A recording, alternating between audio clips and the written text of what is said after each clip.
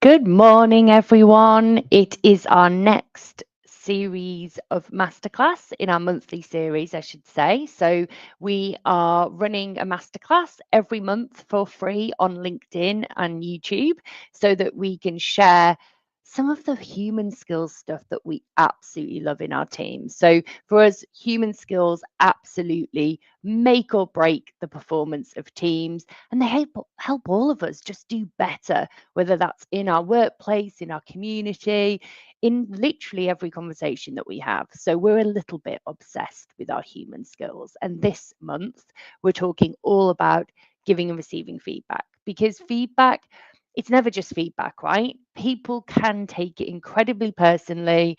It can feel really difficult, can't it, to take, especially when it's that improvement, developmental stuff.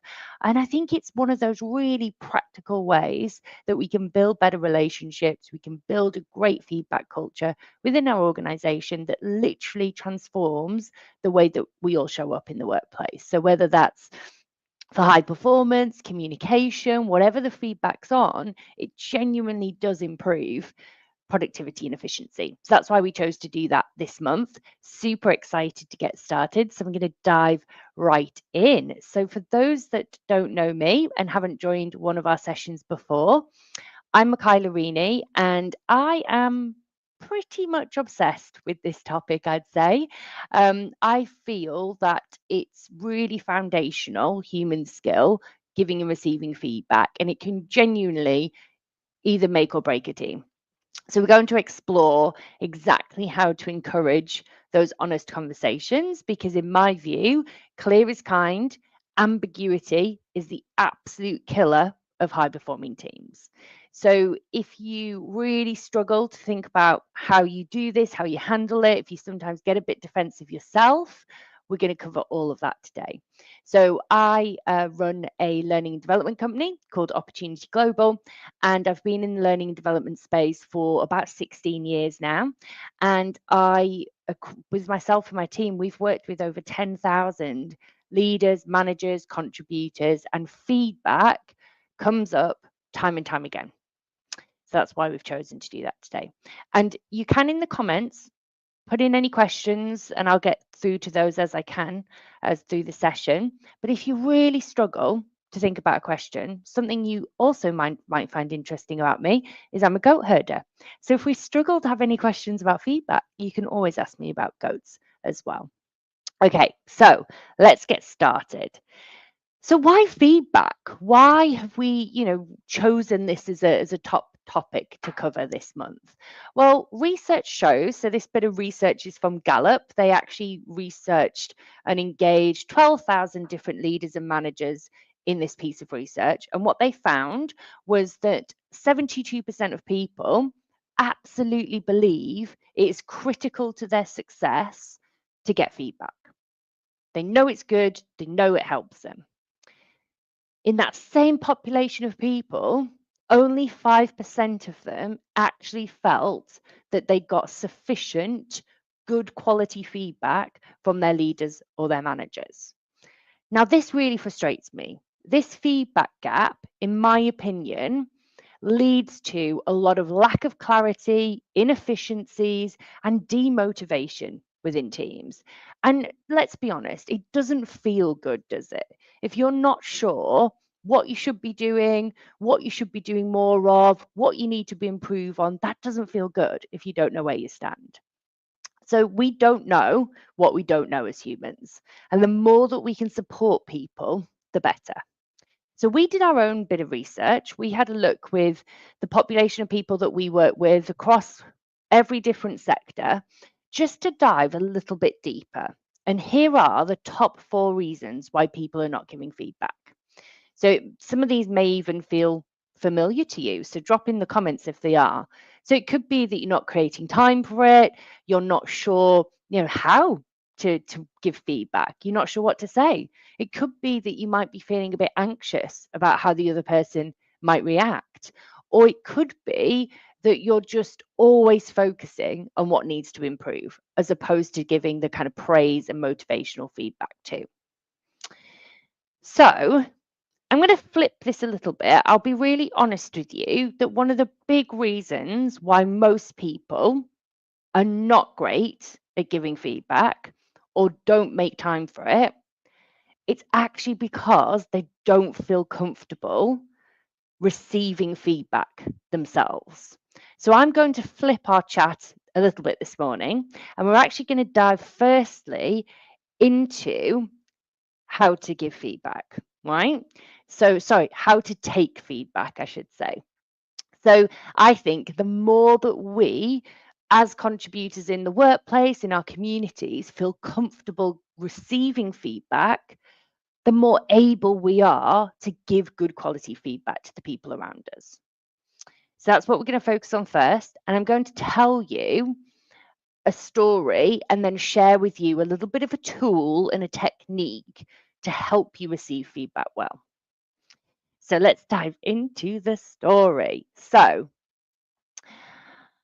I'll never forget this particular moment. So I was sat in a coffee shop, and have you ever been in that situation where you're really kind of holding on to something so that you don't get upset? So for me, it was the coffee cup that I had in my hand. I was holding on really, really tightly to it, trying, if I'm really honest, not to cry. So my boss at the time had given me some feedback about a presentation I'd recently done.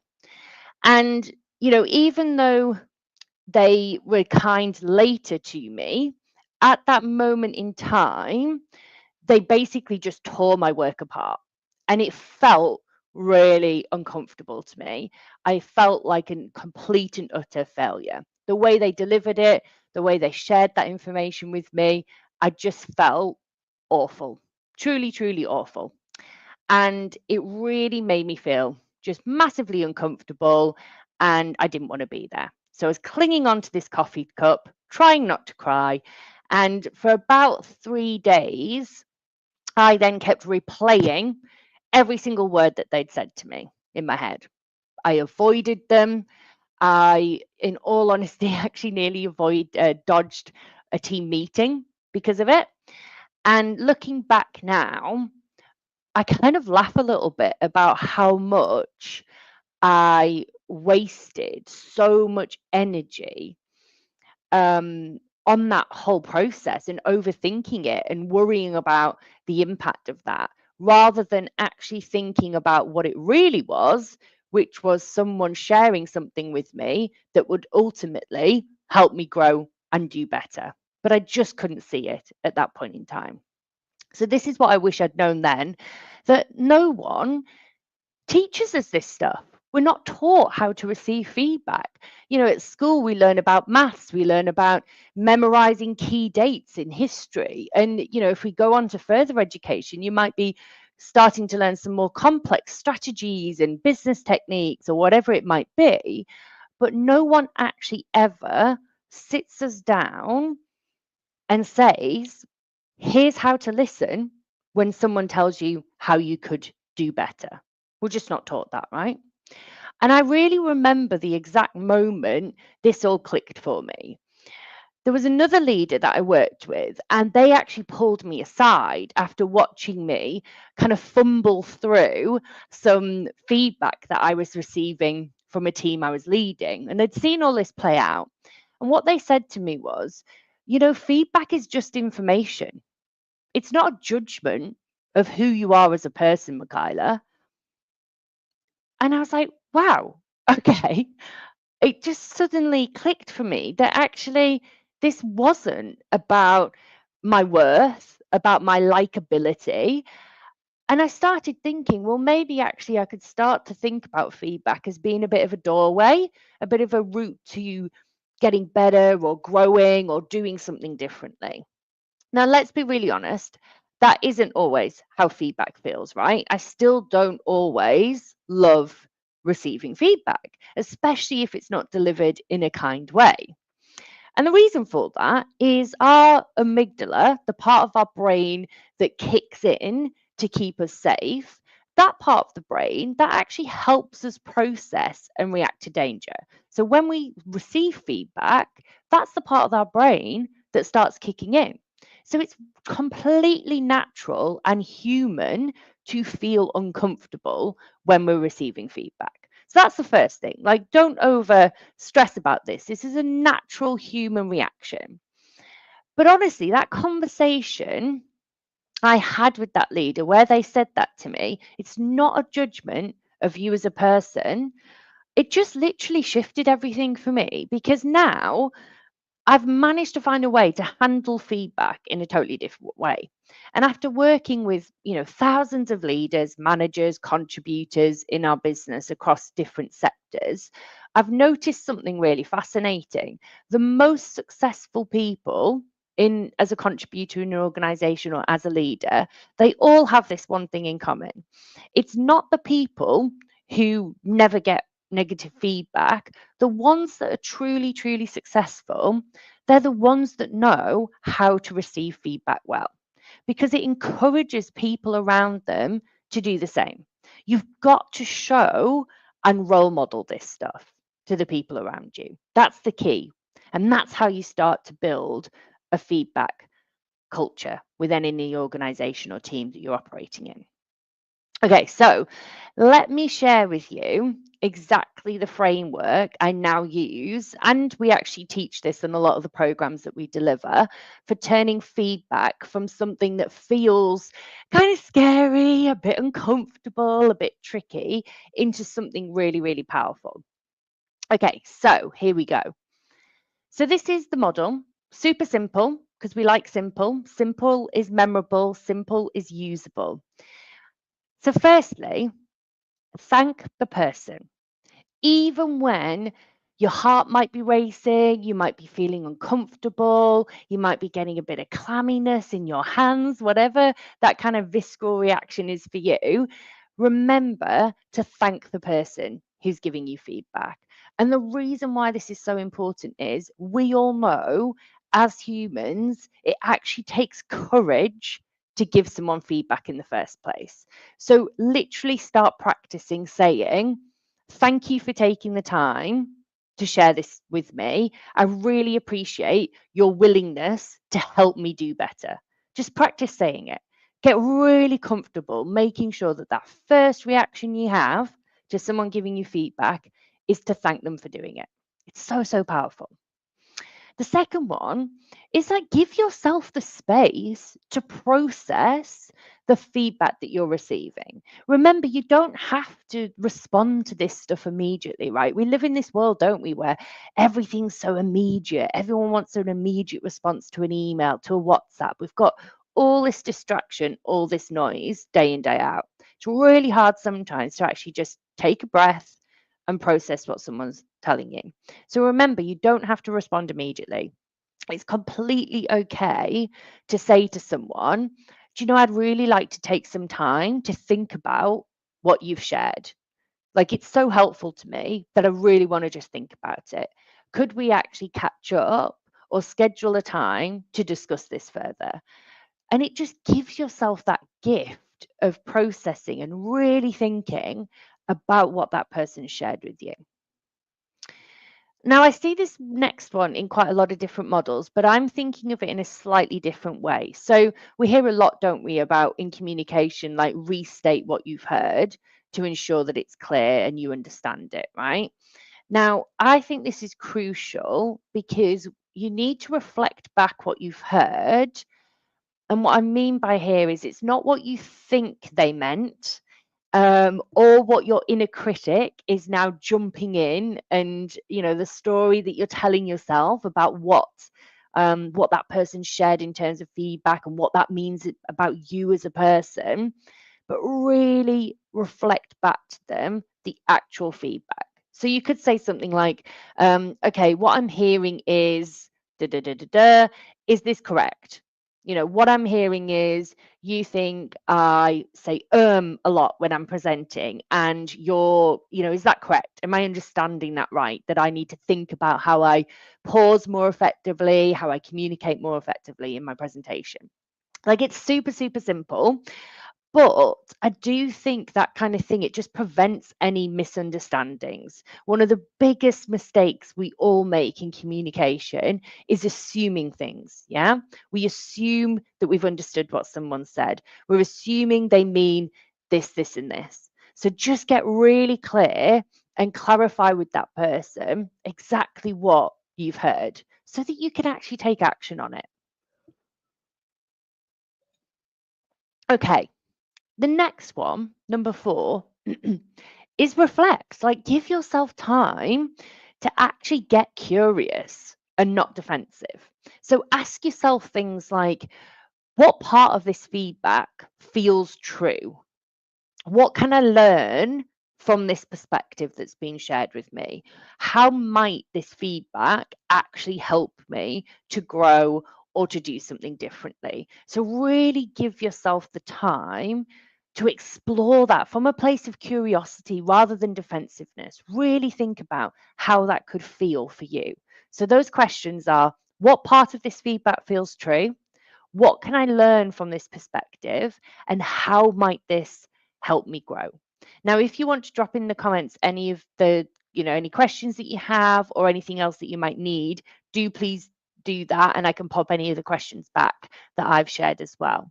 So yes, we've got Barbara already saying, feedback is the food of champions. I love that. I've not heard that motto before, Barbara, so that's fabulous. And actually, yeah, actively asking for feedback, because we can spend so much time, can't we, worrying about getting feedback, but how often are we actually actively asking for it? Great one. Thank you for sharing, Barbara. Okay, so the final part of this receiving feedback bit is actually applying it. So get clear on any action that you're going to take. Get clear on what you want to do with this information and share that action plan back with who has given you the feedback. Look, it could be as simple as saying, based on that feedback, I'm going to try X, Y, and Z approach next time. Would you be willing to let me know how that works? And here's what's amazing. Like, when you actually start using simple frameworks like this, something really cool happens. People feel safer giving you honest feedback. You feel more confident receiving it because you're going through this process. You know that it is a learning opportunity, it's a learning moment for you, rather than feeling like something really deeply personal or uncomfortable. And suddenly, what will happen over time is that every piece of feedback starts to become an opportunity instead of a threat. And remember, feedback, it's just information. Yeah, that's all it is. Feedback is information, it's data. It's one person's perspective at one moment in time. So, take from that what helps you to grow. Leave what doesn't. Yeah. Leave what isn't going to help you grow. And know that your worth as a human being is not measured by any single person's opinion. Yeah. It's not about your worth, it's not about your likability as a human. So the next time someone does start that kind of conversation with you, can I share some feedback? Take a deep breath and remember that person's not attacking you. That person, they're actually investing in you. They're investing their time, their energy in giving you feedback because they actually care. They want you to do better. They want to support you in your next stage of growth. I know we know this stuff, right? Then some of this stuff won't be new to you. But when that part of our brain kicks in to keep us safe, it's really hard sometimes to recall this stuff. I don't know about you, but I find it really difficult. So I actually have this model printed out on my desk as a reminder. I would show you it, but I'm not at my desk today. But maybe that's something you could do. Maybe you could have it printed out and just there available to you as that reminder in those feedback moments. And the other cool thing is I have proof that this works because right after this masterclass, I will guarantee you my team, 2 people in my team, when they've had chance to review this, Emily and Yvette, they'll be sharing feedback with me for sure in our next one-to-one. They'll be going through with me what I can do better next time. And honestly, that wouldn't have happened years ago when I was still struggling with receiving feedback because people wouldn't feel safe to do that. They would probably think I would get defensive or whatever other reaction I might have. And the fact that they feel safe to share that feedback with me, they know that I'll receive it well. They know that this is important to me, that I'm always looking for opportunities to grow, develop, do better. And it takes practice, right? It takes practice. But I promise you, both you and your team are really worth it. And imagine the ripple effects if every single person in your team or in your organization were really comfortable and actively looking for feedback. People would be clear on what was working and what you want more of. They'd also know what to improve upon. There'd be no ambiguity, no surprises when people come to that review or that one-to-one or appraisal time. And it would be a much more productive, efficient, less stressful environment. Okay, so now that we've explored how to receive feedback well, I want to just dive into the second part of the session today, which is a really simple tool to help you give great feedback. Because remember, this is where it all starts, right? The more you can receive feedback well, I think it then sets you up for success as an individual, as a leader, to then be able to give great feedback to someone as well. Okay, so let's do it. I'm going to share a little story again, if that's okay. Um, Wonderful. So let me just share something with you that actually happened quite a few years ago now when I was leading an international team. And I had this really talented member of our team who was based in Jodhpur in India. So this picture is of a street in Jodhpur in India. And for the purpose of this, I'm going to call my colleague Darla. And they were brilliant, right? They were brilliant at their job, really successful in their role. However, they worked in complete isolation. You may have come across this yourself before, like a classic kind of lone wolf situation, very good at what they do, but not necessarily bringing the team along that journey with them. And it was made a bit more complex just because of some of the cultural dynamics, the time zone differences, all of that stuff. So picture this. I was actually hiding. I don't know why I tell these stories sometimes, but I think vulnerability with boundaries is good. It helps us all learn, but you get some insight into me, I'm sure. I was hiding in the toilet of my office, literally hiding, because I knew I needed to have a conversation with Darla, who was, consistently missing a couple of deadlines because they weren't interacting and communicating as well with the rest of the team. But I was really worried about giving this person feedback because when I had done it before, they got quite defensive, but that defensiveness actually kind of escalated quite often into conflict, into a bit of an aggressive reaction to feedback. And I was relatively new as their leader. I was younger than them, and they'd made it really, really clear to me over the kind of previous few months that they were not thrilled by being led by a woman, especially one that was younger than them.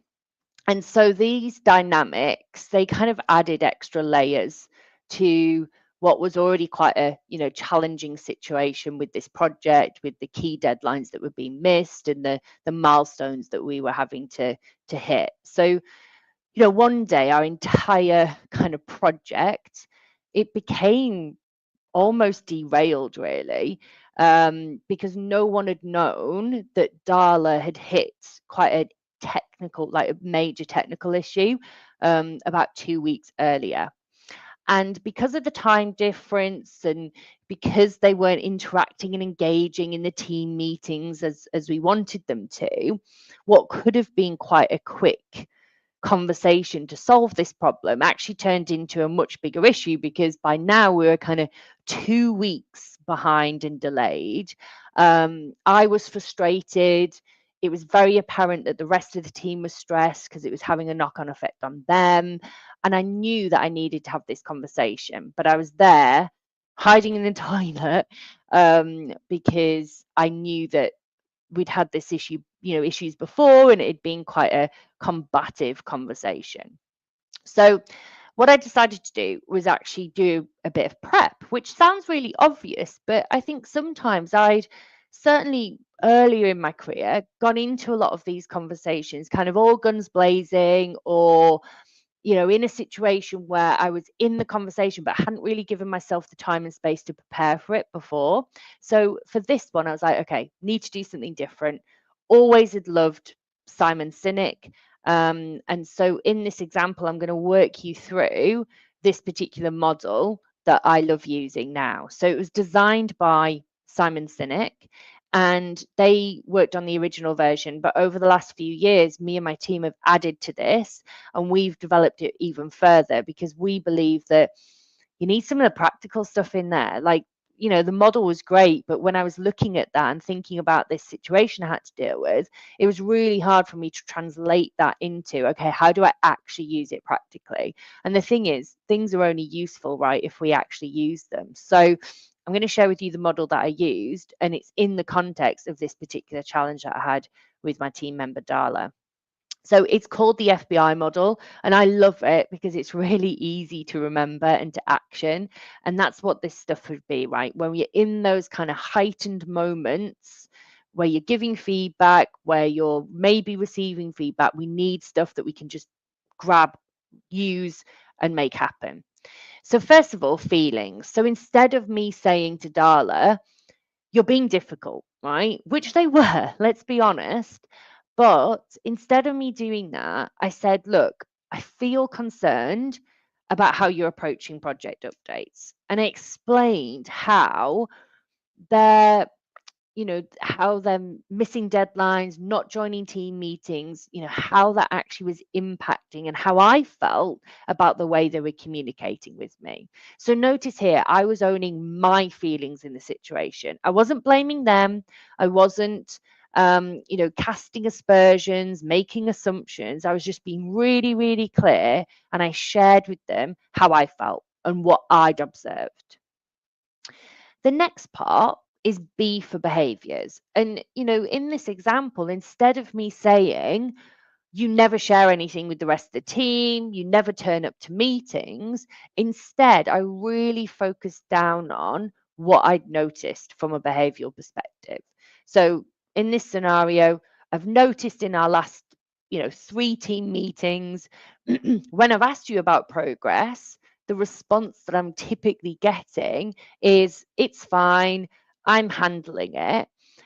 And instead of me just, giving quite woolly examples, I got really into the precise detail about what I'd seen. So very specific, no generalization, no woolliness, just really clear with people. I've noticed in the last 3 meetings, this has happened. And I got into the detail of exactly what they'd said so that they really understood the feedback I was giving, what it related to, and what it meant. And hopefully, then it helps you move to that next stage, which is about impact.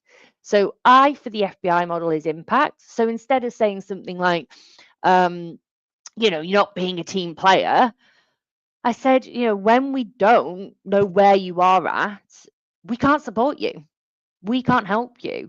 That technical issue that we'd had kind of 2 weeks before, it could have been solved maybe in hours, maybe in days instead of weeks, if we'd all known earlier and were able to support and rally round you and to help, fix that problem. So being much more focused on the impact of that particular situation, why it's important, why it is making a difference within the team situation, dynamic, or whether it's on a kind of one-to-one basis. Because when we're clear with people, when people understand what's going on, it's so much more straightforward for people to understand what they can take action on. So here I explained in detail like the impact of that conflict between us and how it was showing up for the rest of the team. So focused much more on the wider impact of the situation rather than any form of kind of personal criticism, because I knew that this person would get really defensive if I, you know, was seen to be criticizing them personally in any way. And actually that's not what feedback is, right? We're giving feedback on a particular behavior, a particular situation. We're not making this personal, right? And the magic moment that happened in this particular story, we were on a video call. We weren't in person, and that was always harder actually. I think it's much more easy to show kind of empathy and care when you're on that one-to-one in a real life situation, but you can do it online. It is possible. And they said to me that, I they shared with me once we really got into the detail of this that they thought, but by asking for help, it would make them look stupid, and that I would think, as their leader, that they didn't know what they were doing. Yeah. And actually, them admitting to me that they really felt quite challenged by being led by someone younger than them, by a woman. It felt really uncomfortable to them to share this with me, but we finally got to the root cause of the problem. And boom, there it was, right? A bit of a breakthrough that they acknowledged both the kind of professional and cultural dynamics at play. And I think that vulnerability that they shared, it showed a real willingness to change things. It really showed to me that we can move this forward. And that conversation really transformed things, because what we were able to do was explore how we actually fix this problem together, because conflict was getting us nowhere. And it felt really awful for everyone involved, including the wider team. And what it allowed us to do through using things like the FBI model, where I think you can use it powerfully, is it allows you to go beyond the surface resistance that someone might be feeling. Like in that example where Darla was surface level resistant to my leadership, because actually below that, there will be some legitimate concerns, issues that you need to know about as a leader of that team or that individual. And what happened in this situation is we managed to get to a point where Darla was, sharing briefing updates with the team twice a week. Other team members in different locations started to feel a bit safer being vulnerable and sharing their feedback. And we actually ended up finishing the project ahead of schedule, which was amazing. And the other cool thing that happened was when I actually visited Jumper next, they were waiting with some flowers at the airport for me to apologize for the way that they'd been treating me over the last kind of 6 months.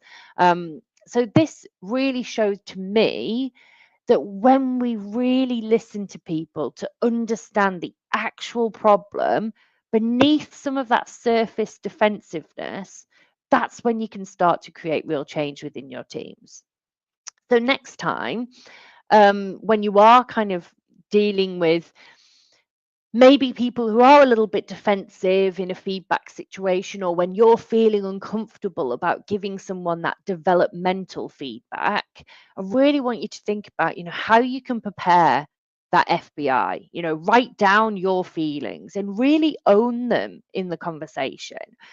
Be specific. List some of the things and give really clear examples to people about what you're seeing in terms of behavior, and clarify the impact. What's the impact on the team? What's the impact on the project? What's the impact on the goals that you're trying to hit? And then, choose that time wisely. Don't ambush people. Don't pick a moment when there's lots of people around. Make sure it is in private, and make sure that you both have actual time for the conversation. Because the moment someone feels like you're a bit distracted or you're kind of half listening, it really erodes that trust that you're trying to build in the feedback culture that you want to create. And just start with curiosity. Don't overthink it.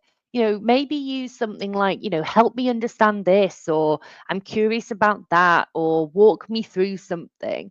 Think about how you can open the conversation in a really kind of thoughtful and positive way. And it's ironic that I'm saying this while I'm talking at you in this masterclass, but really try and listen more than you talk in these feedback moments. Often that defensiveness that you might come across, there's a deeper story there, in my opinion. There's a deeper reason as to why that person is reacting in that way to feedback. So let them share their perspective, let them share their opinions, and really try, as the individual working through it with them, to look for where that fear is behind the reaction that they're sharing. And remember, in all of this, it's all about being more human. It's about being more intentional in every conversation that you might have. And honestly, these conversations, these projects that you might be needing to give feedback on, whatever the situation, honestly, they're often more successful, like 100% more successful, despite the difficulty in having these conversations and having the feedback. So moving through these conversations really helps you get to that goal that you have for the situation, for the team, for the goal, for the project, whatever it might be. So, what I've learned, probably the biggest thing in kind of all of this, and it's something that the glorious, wonderful Brene Brown talks about in one of her books as well, I can't remember which one, is that clear is kind. I think it's Brene who said that. Maybe I think it is, yeah. Actually being clear with people is probably the kindest thing you can ever do or be for someone. When we dance around some of these issues or we sugarcoat feedback, I hate that model that we've often seen where it's like sandwiching, the not so great feedback with good feedback. Like, I hate all that. It's just sugarcoating it. It's confusing for people. We're not protecting people when we do that. We're actually denying them the chance to grow. And somewhere you'll be slowing down progress by not having these kind of robust feedback conversations. I mean, think about it, right? If you had like pen on your face, which I actually did in a culture development workshop a couple of weeks ago when I was with some clients, I actually, the board marker pens. I was using one of those, and it got all over my hands, and it ended up on my face. And wouldn't you want someone to tell you that? I certainly do. And it's the same with feedback. We just don't know what we don't know. So here's a little challenge for you for this week. Ask one person for some specific feedback. Explain to them what you're wanting feedback on. Share with them that you're wanting to get more comfortable with receiving feedback, and give one piece of clear, caring feedback to someone else. Notice how that feels when you do that, in both scenarios. And remember, every feedback conversation, it does get easier. The more that we practice this stuff, the easier it gets. But I think the only way it really does get easier and get more comfortable is when we really listen, and only if you make it a habit. Yeah, it's got to be something that your team, the people around you, get really comfortable experiencing feedback, because it's a habit. It's happening all the time. You've got those reminders on your desk. You've got a reminder set on your phone that you're constantly asking for feedback for as a leader, but you're also giving great feedback too. The praise stuff, the motivational stuff, as well as that kind of developmental improvement things as well. And I'd really love to hear how some of this goes for you. So, if you feel comfortable doing so, drop a comment in the comments here. DM me about it. My details are here. You can find me on LinkedIn or Instagram, because I'd really like to hear, what are the wins that you're having in feedback? What maybe surprised you about that process? What you learned about yourself in it? And if you like this kind of thing, the conversations about leadership, about growth, about building stronger teams and cultures, if that stuff lights you up, I do share more stories, tools, strategies in my newsletter. So you can sign up with the QR code that's here, or I'll also drop the link in the comments as well. But honestly, I believe you owe it to yourself and to your team to be clear with them, to care enough to have these feedback conversations, to really invest in your own growth, but in the growth of the people around you as well. Because honestly, your voice matters, your feedback really, really matters, because someone out there, they need to hear what only you can say. Yeah, they need to hear what only you can say and the feedback that you have. And yes, 100%, I still sometimes get nervous before feedback conversations, right? It's only human nature. But I now understand and know that that's only my brain telling me that something important is about to happen. Yeah, that's all it is. And really leaning into these conversations will ensure that you're high performing as an individual, but your team, the organization around you are high performing too. So I hope that's been a useful masterclass. Thank you, Zoe, for joining. I'm glad that model was helpful and useful to you. And thank you, Ruth, as well. I will share more on this on LinkedIn and on my mailing list. And thank you so much for joining me. I hope you have a wonderful rest of your day.